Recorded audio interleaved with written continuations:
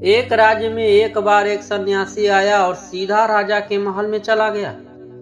उस सन्यासी की वेशभूषा को देखकर राजा के किसी भी सिपाही ने उसे अंदर जाने से नहीं रोका।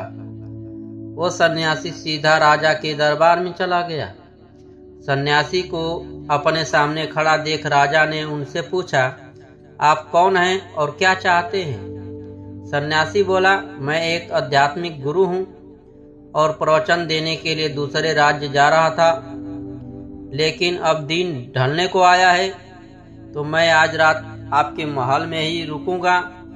रात बिताने के लिए बस मैं थोड़ी जगह चाहता हूँ। सन्यासी की बात सुनकर राजा बोला, ये एक राजा का महल है, कोई विश्राम स्थल नहीं जो आप यहाँ रात में रुकना चाहते हैं। आप बाहर जाइए, वहाँ रहने की आपको कोई न कोई जगह मिल जाएगी। सन्यासी ने राजा से फिर प्रश्न किया, महाराज क्या मैं जान सकता हूँ कि आपसे पहले ये महल किसका था? राजा बोला, मेरे पिता का था, क्योंकि मुझसे पहले वही राजा था। सन्यासी ने फिर प्रश्न किया, अच्छा तो अब आपके पिताजी कहाँ हैं? राजा बोला, अब वो इस दुनिया में नहीं रहे हैं, उन्हीं के बाद तो मैं राजा बना। अच्छा, आपके पिता से पहले ये महल किसका था? सन्यासी ने फिर से प्रश्न पूछा। राजा को अब गुस्सा आने लगा, लेकिन फिर भी उसने शांत होकर जवाब दिया, मेरे पिता से पहले ये महल मेरे दादाजी का था और अब वो इस दुनिया में नहीं है।